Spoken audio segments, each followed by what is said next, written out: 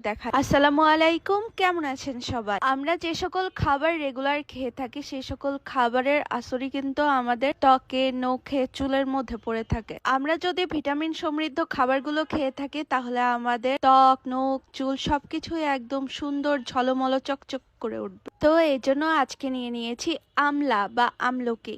আমলকি আমাদের ত্বক এবং চুল উভয়ের জন্যই খুবই গুণাগুণ সমৃদ্ধ একটি ফল, আর এই আমলকিতে রয়েছে প্রচুর পরিমাণে ভিটামিন।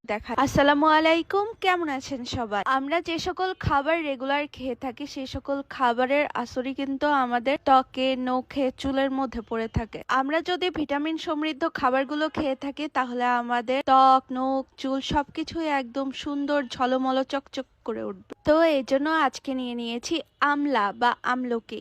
আমলকি আমাদের ত্বক এবং চুল উভয়ের জন্যই খুবই গুণাগুণ সমৃদ্ধ একটি ফল, আর এই আমলকিতে রয়েছে প্রচুর পরিমাণে ভিটামিন।